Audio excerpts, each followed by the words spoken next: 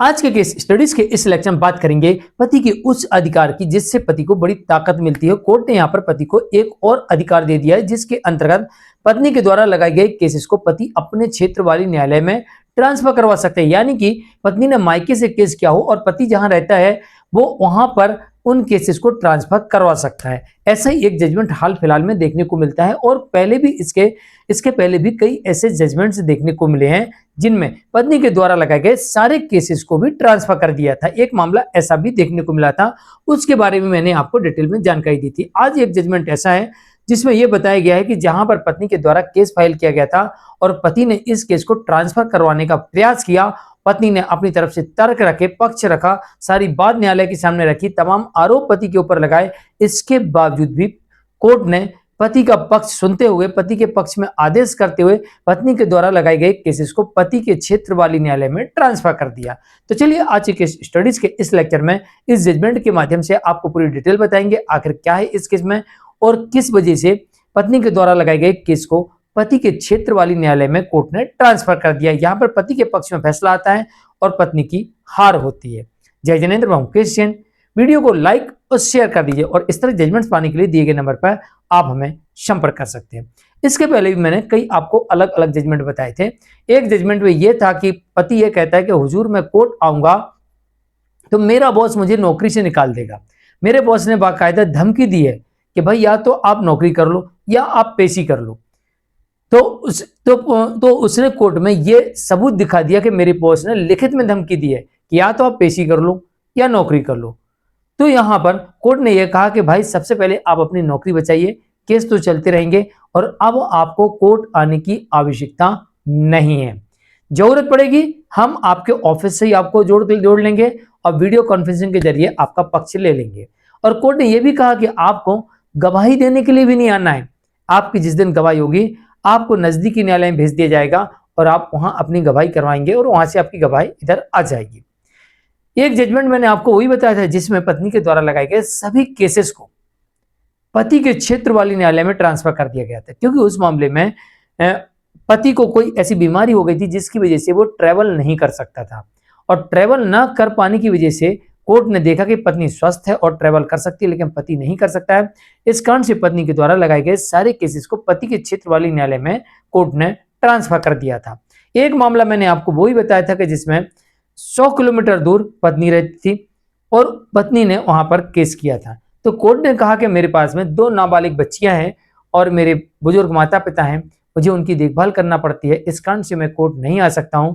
तो कोर्ट ने इस मामले में व्यवस्था कर दी थी कि उस केस को पति के क्षेत्र वाली न्यायालय में ट्रांसफर कर दिया था। ये अभी कुछ समय पहले का जजमेंट है और एक और ये ऐसा ही जजमेंट यहाँ पर देखने को मिलता है जिसमें कुछ ऐसा ही हुआ है कि पत्नी के द्वारा लगाए गए केसेस को पति के क्षेत्र वाली न्यायालय में कोर्ट ने ट्रांसफर करने का आदेश दे दिया, जबकि पत्नी पति के द्वारा लगाए गए केसेस को अपने क्षेत्र वाली न्यायालय में यानी पत्नी जहां रहती है वहां ट्रांसफर करवाना चाह रही थी, लेकिन पति भी पत्नी के द्वारा लगाए गए केसेस को अपने क्षेत्र वाली न्यायालय में ट्रांसफर कराने का प्रयास किया और यहाँ पर पति सफल हुआ और पत्नी विफल हुई। यानी कि पत्नी की हार और पति की जीत। पत्नी का केस पति के क्षेत्र वाले न्यायालय में इस केस में आ गया। तो चलिए पूरे जजमेंट की तरफ चलते हैं और जजमेंट के मुख्य अंश आपको बताते हैं। दरअसल इस मामले में दंपति के मध्य विवाह हुआ था 3 जून 2011 को। 3 जून 2011 को विवाह होता है और इनकी 2 बेटियां होती हैं, इनकी 2 संतानें होती हैं। पति पत्नी के मध्य विवाद हो जाता है और पत्नी यहाँ पर चली जाती है और पति के विरुद्ध एक दाम्पत्य पुनर्स्थापन का केस फाइल कर देती है। पत्नी इसमें आरोप लगाती है कि मुझे मजबूरी में ये घर छोड़ना पड़ा क्योंकि मेरे पति ने मेरे साथ मानसिक क्रूरता तो की है। इसके अलावा पति ने यह भी मेरे ऊपर आरोप लगाया कि उसका किसी अन्य के साथ अफेयर है, किसी अन्य पुरुष के साथ अफेयर है। इस कारण से मुझे मानसिक पीड़ा हुई और इस कारण से मुझे अपना वैवाहिक घर छोड़ना पड़ा, पति का घर छोड़ना पड़ा। पत्नी ने तमाम आरोप लगाए और पत्नी ने दाम्पत्य पुनर्स्थापन की बहाली के लिए हिंदू मैरिज एक्ट सेक्शन 9 का केस भी फाइल कर दिया। पति ने इसके उलट पत्नी के विरुद्ध डिवोर्स का केस फाइल कर दिया। पति अब अपनी पत्नी से डिवोर्स चाहता था और पत्नी के विरुद्ध डिवोर्स का केस फाइल कर दी। जैसे यहाँ पर पति ने पत्नी के विरुद्ध डिवोर्स का केस फाइल किया तो पत्नी पति के डिवोर्स के केस को पति के डाइवोर्स के केस को ट्रांसफर करवाना चाहती थी और अपने क्षेत्र के न्यायालय में लाना चाहती थी। लेकिन पति भी कहाँ चुप बैठने वाला था, पति ने भी तत्काल पत्नी के द्वारा लगाए गए सेक्शन 9 के केस को ट्रांसफर करवाने के लिए आवेदन प्रस्तुत कर दिया। दोनों ही आवेदन बॉम्बे हाई कोर्ट में पहुंचते हैं।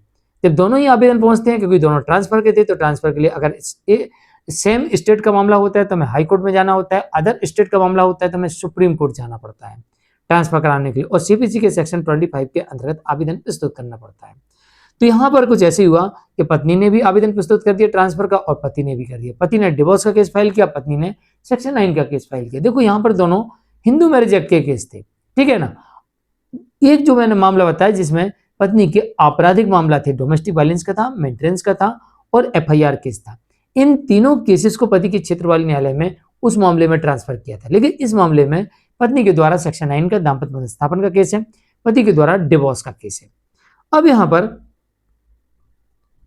पत्नी यह कहती है कि हुजूर, मैं अकेली महिला हूं, मैं ट्रैवल नहीं कर सकती हूं और मेरे जो पिता हैं उन्हें हार्ट की बीमारी है और वो एक चौकीदार का काम करते हैं, उनकी बहुत ज़्यादा तनख्वाह नहीं है, मात्र 14,000 रुपये कमाते हैं और 14,000 की तनख्वाह से आने जाने का खर्चा बहन नहीं कर सकते कि वो मेरे साथ आवे छुट्टी लेकर, और वो उनका भी आने का जाने का, मेरा भी आने का जाने का, खाने का पीने का रुकने का, इतना सारा पैसा हम नहीं वहन कर सकते क्योंकि दूरी काफ़ी है और हम ट्रैवल नहीं कर सकते।